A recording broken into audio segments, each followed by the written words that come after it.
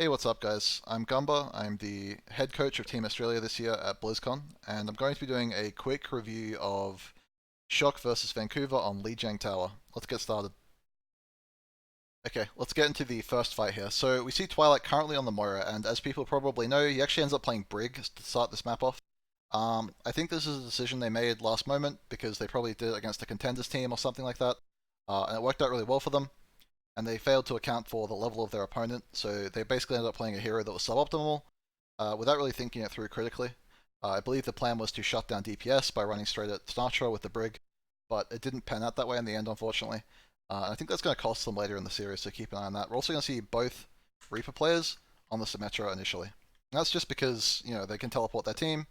It's nothing new. It's something people have been doing this meta for quite a while. But everyone will take the teleport. Striker will then swap to the Reaper. I think the big difference is that Moth actually manages to get speed boost on Striker before the push, whereas Titans do not do that, right? Slime is pushed up, so I think that's a big advantage already for Shock. Coming into this fight, we see that Sinatra has already punched directly into the front line, right? He manages to punch TZ all the way back into the mini, whereas Huxell's going for a more selfish play. He's going to play from main, play without his team. I think that's something that's representative of what happens throughout this map, right? So keep an eye on that. Sinatra manages to dodge Huxell's punch there by shifting. I think that's really important as well. It's probably why he's still alive. Little mechanical outplay there. Giant is going to get a pick on Violet just through sheer mechanical ability. Honestly, it's a pretty impressive kill. There's not much teamwork behind it, but he does get traded as a result. You can start to see how this fight is panning out really, really well for Shock, right? Because Striker has an off angle. Sinatra and Choi are both playing together, something they will do throughout this map. And the only person on Vancouver who really has any potential to create space is Huxell. But he's not really where he wants to be, right? He's a Doomfist in a 4v1 situation. So he's going to get traded pretty much immediately by Sinatra. There's a nice pull by TZ. He does have nice pulls throughout this map, but it's too little, too late. And Sinatra brings it back, right? And just pausing for a second to look at the ult charge as a result of this fight. Because Huxell went for the play he did, he was much more risky, much more aggressive. He wasn't able to safely farm his ultimate, so he's about half as much as Sinatra right now. And they're also going to have the Moira ult early, because obviously Titans don't have a Moira. So initially, they've got their Moira ult and Doomfist online a lot earlier than Titans do, and I think that's going to help them snowball early on. Okay, we're going to start to look at how Shock set up their holds on this point, right? This is something they're going to do multiple times, it's really important. They're basically doing the same thing they did in the rollout, they're trying to hold the mini, and they're going to be more aggressive into the mini, right? They really like fighting the other team in the mini. What's unfortunate, though, for Titans is that we have Slime taxiing TZ over here. And that's going to make them late to the fight, and for some reason Titans don't realize that or don't communicate that effectively. So they're going to take a 4v6 right here, straight away, right? I think this is a big error, and I think practice against contenders teams could also factor into this. As a result, Jano is forced to use basically all of his resources right off the bat, right? You see him using all of his shield, you see him using his rock, right there, and that's going to enable Choi to flank, as well as Smurf to get a huge pull here into a Doomfist ult, which they farmed as a result of how the first fight went. So I think this is a set of compounding errors for Titans, right? I think this is like a result of the mistakes they made previously. But now they're going to be 2 fights down in Koth, and that's going to make the ult lead even worse.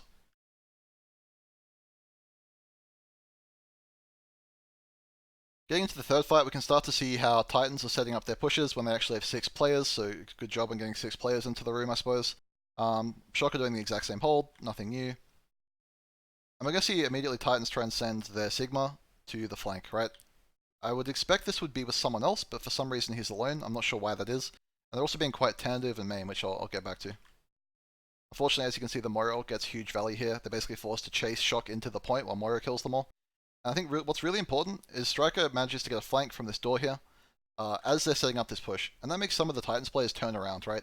The problem is there's just no way they kill this Reaper. Like, even with the Brig Sun, it's very difficult to get a kill through 300 health plus a shift. So Reaper's just going to shift out of there. No danger whatsoever. And this has meant that Somansu is late to the flank with Janu. So Janu's completely obliterated, right? This leads to TZ pushing in front of the shield here and taking a rock and a Doomfist punch right off the bat, right? So this is just not where you want to be as Titans. Let's watch this again from TZ's perspective. Right there, you just see him take 1,000,000 damage, and this is because his team's not with him, because they're on Striker, right? This also leads into an immediate Sigma ult by Cho Hyobin. And I think using the Sigma ult really aggressive like this is the way to do it, right? I looked at the numbers, from Team Australia scrims, and the team that goes first with Sigma ult usually wins like 20% more often.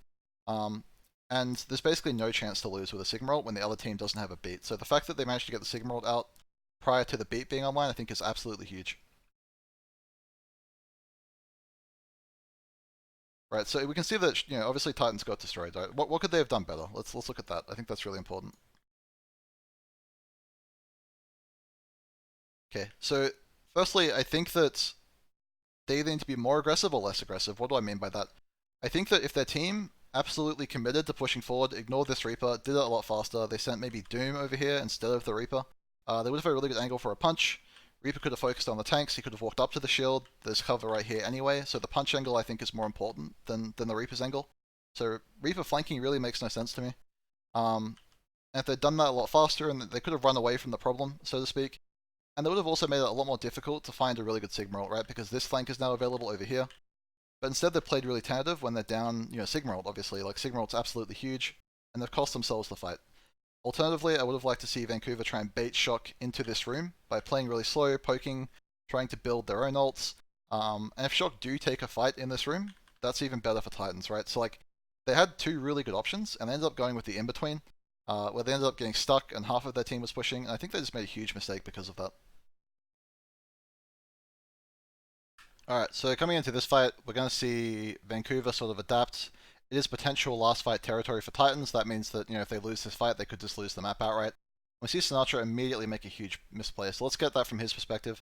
I think this is a combination of factors. I think that Titans have become more aware of what Shock are doing, where they're trying to fight. Probably should have been more obvious early on, but, the nerves of the big stage can do that to a team. And we're going to see Sinatra go for a crazy aggressive punch, except this time the entire Vancouver team is in that room, including Huxel, gets the counter punch. So immediately we're going to see Titans start with a huge lead, right? And so I think if you're Shock here, the best play is just to play for the point, stall it out, maybe commit like a Reaper ult or something. It's like a single ultimate, maybe the Bongo when it comes up. Instead, we're going to see them do something completely different to that. They immediately commit to this fight. They're going to slam the beat, despite the fact that Johnny's Sigma ult is almost up. And they're going to drop Bongo. The Bongo's in a good place, generally speaking, but unfortunately because of Huxel's Doom ult, it's going to die anyway. Really interesting that Doom would single ult a Bongo, but I think that's actually a great play, right? I think Bongo's so important, and like you can't push into it, so like him ulting the Bongo there gives his team the ability to push up, so great play by Huxel. But I think Shock committing ult here is extremely questionable, right? Like this is definitely a mistake from them. If you look at the ult economy at this point, they've set themselves up to be, reverse swept in a way, right? They've set themselves up to lose all the percent they've gained, because Titans should be able to save multiple ults from this fight. And Shock have effectively burned all the ultimates they just built. They're basically spending the fuel as they get it. Luckily, Somitsu does push with a Reaper ult. I don't think it was necessary. It did let them cap the point faster. And maybe it stopped them getting some more trades in the end, so maybe it was fine. But ideally, if you're Titans here, you're just cleaning this up, saving as many ults as possible. We do see Sinatra going for a last-minute sell-up push here. I think it's a mistake from Somitsu to be that close to the wall there. They obviously forgot that Doomfist was coming back, and this is a really important kill, even though it seems kind of insignificant, even though it seems like it's a few percent. We're going to see Slime have to immediately go back and taxi this Reaper, right? And that basically allows Shock to get a free setup for the next fight. I just want to draw attention to how much more careful Vancouver are being about the taxi, right? They're looking to push up here, Slime's going back to taxi, and this time they're not going to make the same mistake. Huxel punches out of there, they all retreat, and some of their players are physically looking at the taxi at this point, right? Like they're all staring at it, Huxel checks it, Twilight checks it, Gianni checks it, so they're really trying not to make the same mistake again, and as they probably should. So this fight, I think, is probably the most interesting fight in the whole map, so let's go through why that is. So let's pay attention to some of the variables before we look at it. I think this one's worth breaking down. We see Shock have basically no ults. They're in a prison of their own making. They have some of the weaker ults in the game. Doom's pretty good, but when you're going up against Sigma ult and you don't have a beat, I think it's not really going to save you.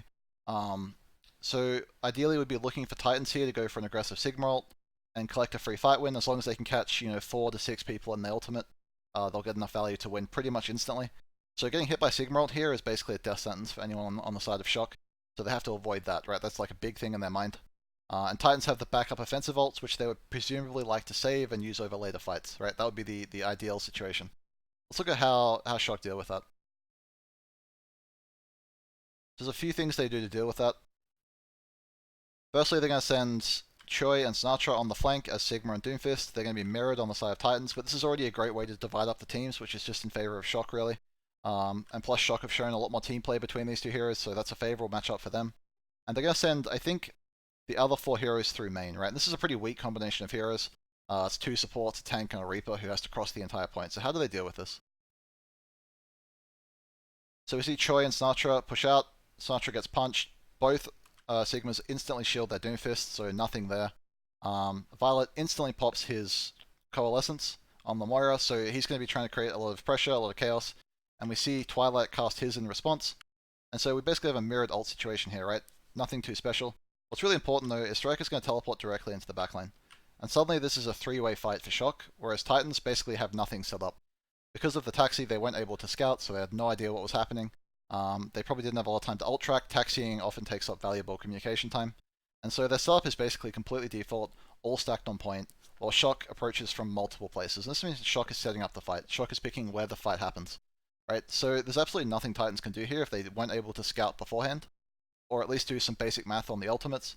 To suggest what they could have done better on the side of Titans, because I do think Titans should have had this fight. I think you'd be looking at either kiting more, so you kite them into the Sigma ult, and the further back you kite, the worse the flanks are, so the Sigma ult is more valuable. Or even surprise them by pushing up aggressively, maybe even if they're outnumbered. Maybe like don't wait for the taxi this time. I'm not sure, but this is the second taxi in this round alone that's cost Titans a fight. Let's watch how this pans out. Sinatra instantly Doom ults out of his stun. We see a really good pull from Smurf onto Janu, and instantly into a Doom ult.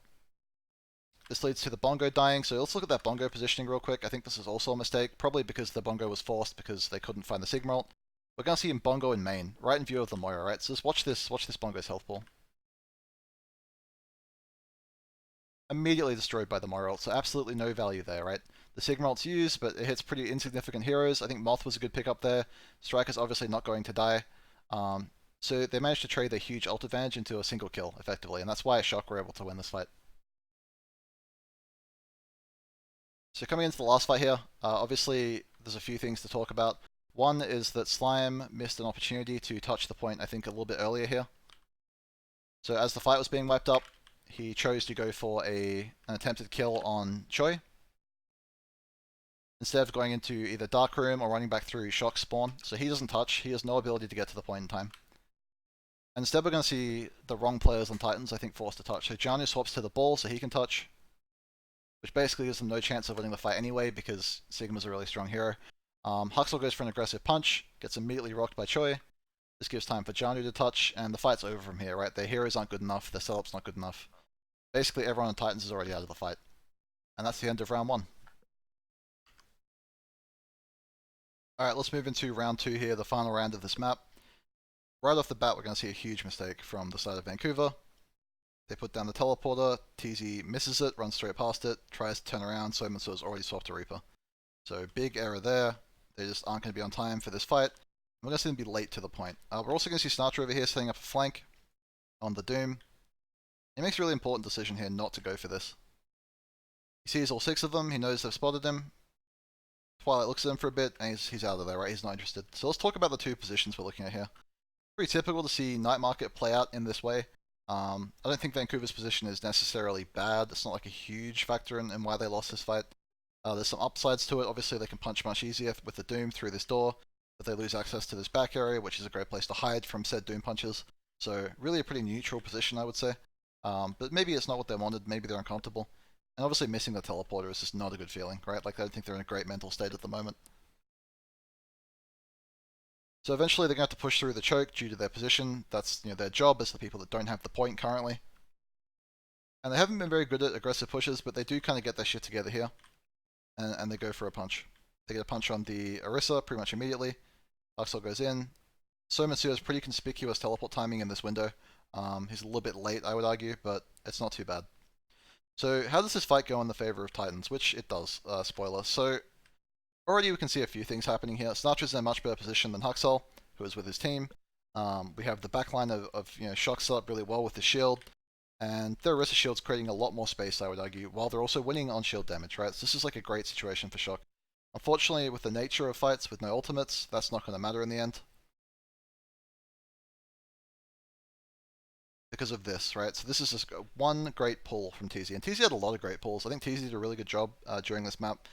This pull here into a Doom Slam, absolutely way too much damage and way too much CC time, right? Even though they're not really taking that much damage, they're going to take a lot more damage due to being in the line of fire of this knock-up.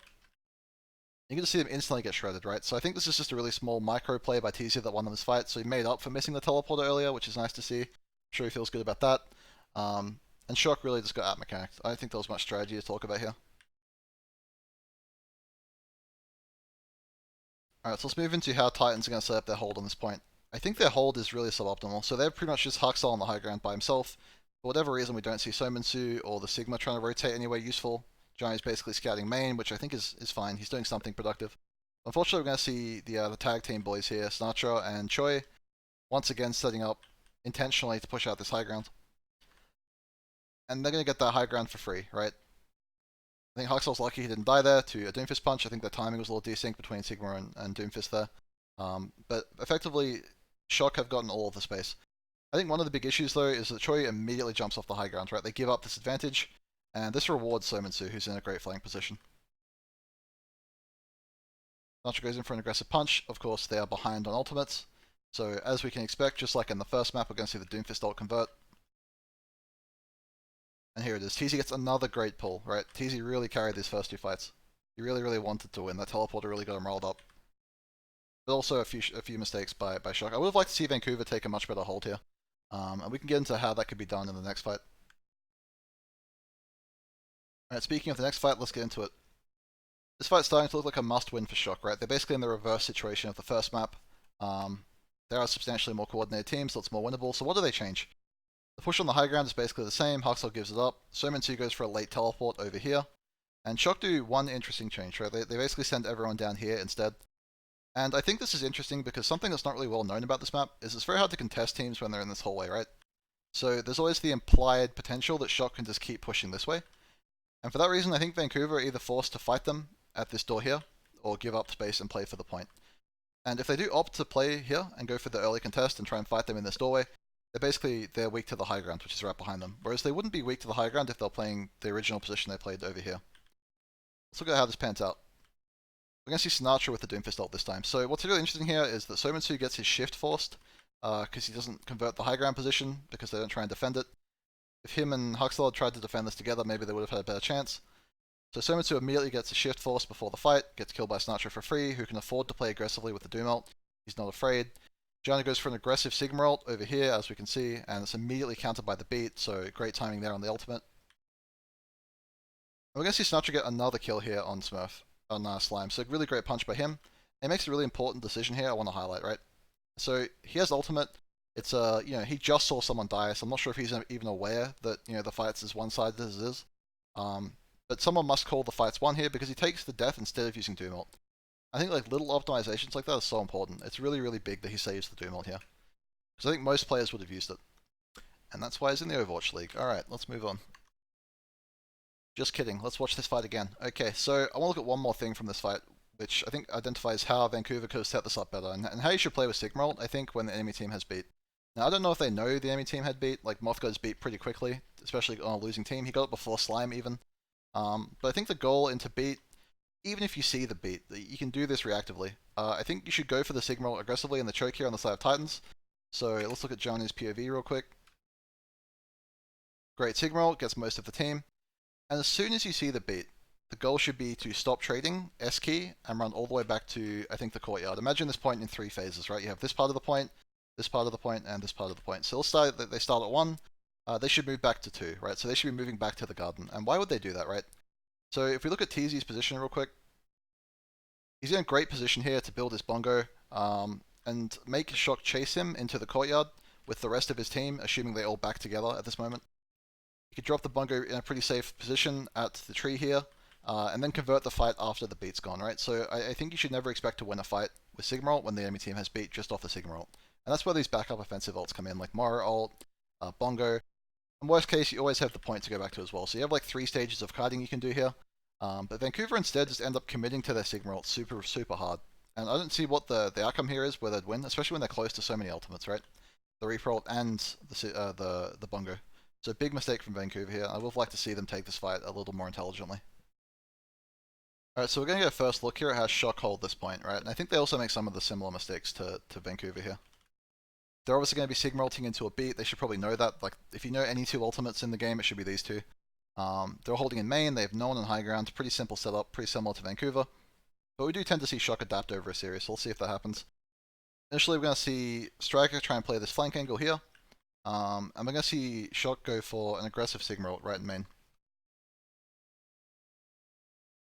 Now, why do I think this was a mistake, right? Firstly, I mean, the Sigma ult itself didn't really catch many heroes that were valuable, but I think that's like hindsight analysis. You know, it's very quick. It could definitely catch more people than it did if the dice rolled differently. The problem they have, I think, is that it gives them nowhere to kite from the beat because they're Sigma ulting in courtyard, and they're on point, right in front of the doors here, looking to hold those doors. So imagine if they did what I said before, where they could Sigma ult one of these chokes, and then kite. They would have so much more room to do that. So they made a similar mistake to Vancouver here, I think. Now, Slime commits the beat without even realizing if anyone's going to die to the Sigma ultimate, right? He just slams it. And it doesn't actually save anyone. It's not like a super useful beat. But it does have a 4D chess, totally planned effect later on to the fight. So let's look at that. So obviously Titans have the advantage of pushing into the point with the Reaper ult. They have a really well-placed Bongo by TZ as well, I believe, if I can find that. In main, so it's quite difficult to kill this Bongo. It's actually a really well-angled Bongo. And because their Reaper has some of the Lucio ult left, he's much more difficult to kill than Striker, who is also ulting at the exact same time, right? So we see both teams commit basically the same ultimates, Bongo and Reaper, and the only difference is obviously the Doom ult and the Lucio ult, and the Lucio ult has more upfront value. So through some luck and I think Shock's poor positioning, we're going to see the Reaper ult from Somansu get a lot more value because of that. More importantly, we also see Somansu's ultimate kill the Bongo itself as well, further denying Striker here. What's really unfortunate here is that we're going to see Twilight pop this Moira ult very late into the fight when there are already many kills up. Like, this is clearly a one fight for Titans, right? He's just wasting this ultimate. And again, I think we see a lot of carelessness in the grand final we otherwise wouldn't see if the pressure wasn't there, but, you know, it's a Moira ult, maybe it's forgivable. Alright, moving into Titans, again holding the points, so they're in a great situation to win the map here, except for the Moira ult, which they wasted, obviously. Let's see if Shock can change it up a bit. So again, they go for the aggressive Doom Punch. Even without having ultimate, they're still going to commit to this fight. I don't think they really had much going on in their minds at the moment. They were just like, fuck it, let's do this. And there's a great counter punch by Haxel, except for one thing. I think that counter punching on the enemy team's side of the point is actually much worse, right? Look at the immediate help that Sinatra's going to get versus Haxel. Like, Sinatra's significantly more exposed. There's an immediate rock, and Smurf is just shooting Haxel on the head. And I think you should always try and get that Doom Punch mirror to happen somewhere more on your side of the team. So if you can time it, which should be possible on lane, a little bit later, it would be a lot better. So like had Haxel been a little bit slower actually, they probably would have killed Sinatra here. So very lucky for Sinatra. And just again the teamwork between Sinatra and Troy is showing through again. Like the immediate counter rock, the immediate help. I think that Troy and Sinatra work really well together. Now let's talk about why this fight is going to go in the favor of Shock, right? One sneaky boy. Let's see how Striker got there. And we see this again and again. Like, this is basically, I think, at least for this game mode and this comp, the entire game plan for Shock, right? Striker drops in from the top ropes. He teleported up there, and he's going to go for another flank. So again, you see the same kind of setup where you have Choi, Sinatra, Striker on a flank, and you have the rest of the team pushing in together. And obviously Vancouver is going to focus on the rest of the team every time, right? Which is actually a mistake, because they're focusing on like the least important heroes in my mind. So let's watch why this goes so poorly for Titans, right? Striker comes in with the flank, which is, fine. I mean, they have an advantage for sure. But the big issue here is that TZ panics, right? So TZ's got the Reaper on him, and he starts cutting away from his team, whereas they should have been able to cut back to the point here. They just were too slow to realize what was going on. Somansu is shooting at pretty much nothing the entire fight. He contributes literally nothing at all. And then manages to shift off and feed in a corner. And they've basically gotten 2 free kills because of panic on the side of Titans. They do eventually cut back to the point. They get the 97% contest, which I think is not that bad, but they should have gotten a lot more out of this fight. They should have been a lot, the fight should have been a lot closer in general. But again, just the fundamentals from Shock here really carrying the fights. I think Titans don't really have any of these fundamentals. Like, Somansu doesn't use teleport enough, he isn't flanking. Haxel and Janu don't work together at all.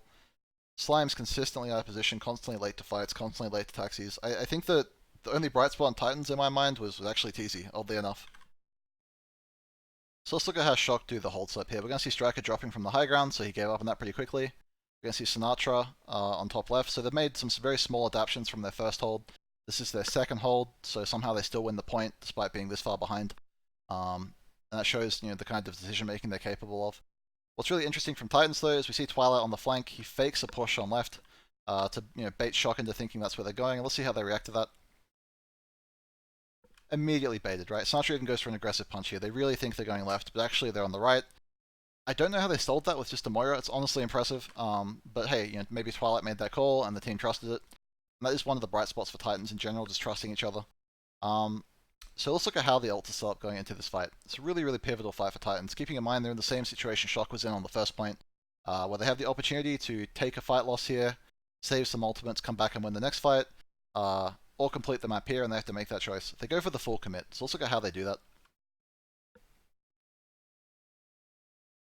So all the basic cooldowns go out. Huxel full commits all of his abilities, I imagine, looking for the Doom ult. They open with the Moira ult, and again we've seen Titans make, I think, the same critical mistake they've been making before. So it's even worse this time because they actually open with Doom and Moira instead of opening with Sigma, which is a huge mistake again. Because it's going to overlap the beat, obviously, and you want to be using those ults to kite. And I think Jano also beefs the Sigma ult pretty hard, right? So let's look at how that happened. Comes out, he sees a good window for a Sigma ult right here, doesn't take it, I don't know why. Goes for the rock first on Sinatra, when he wouldn't have really gotten value anyway. And then he goes for the Sigma ult late. We immediately see Shock split and drop the beat. And this just makes the Sigma ult basically impossible, right? Because they're already split, they're already ready, the Sigma ult's just too obvious. And then he basically misses everybody. He hits Striker only when he tried to hit Striker, Moth, and the Orisa. And so immediately you have the exact same problem we've seen for several fights now, where they're going to open with the Sigma ult into a beat and not even try and kite it, right? Just take the fight man on man. And I think like the big issue here is they don't commit their own beat, so it's even worse, right? Like if they committed their own beat to this, I think this would have a fight win pretty much right now.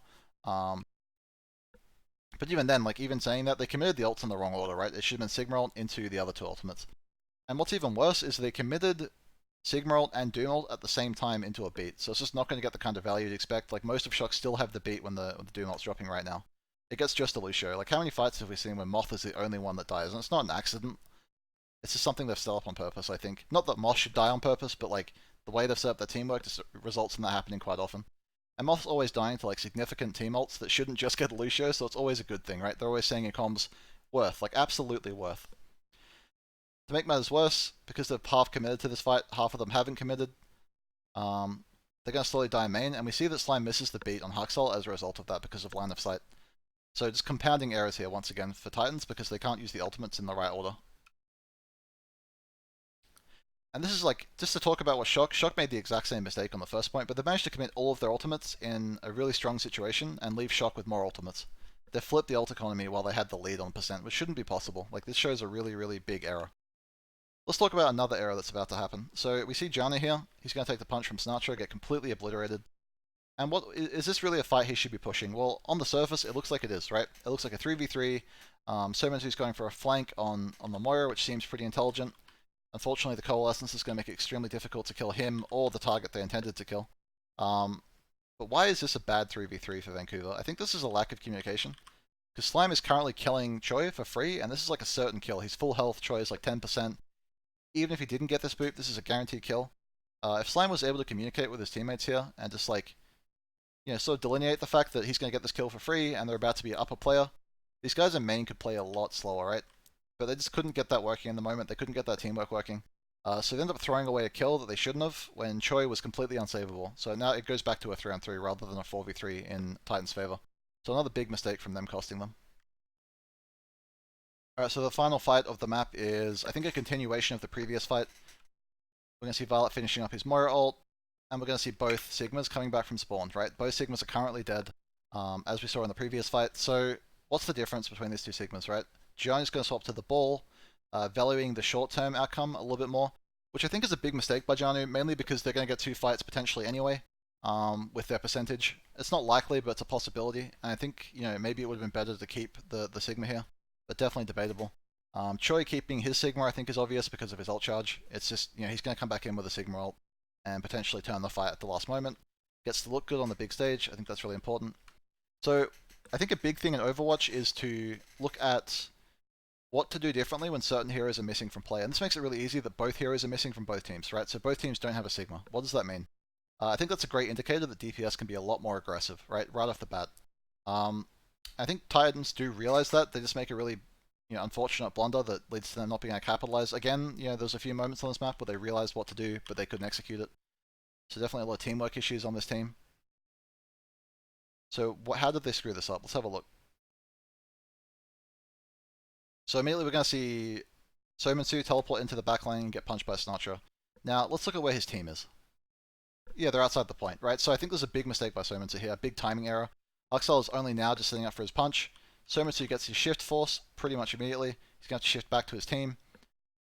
And we'll see a pull by TZ there, so the Reaper ult on the side of Sominsu has to wait for that, obviously, so keep that in mind. What does it mean when a Reaper uses shift in front of the whole enemy team? It means you push, right? Because Reaper is the only thing that effectively deals with tanks like Orisa and Sigma. So if there's no Reaper ult in play, Reaper shift in play, then you should feel free to be completely aggressive. Like the tanks can basically walk into the enemy team.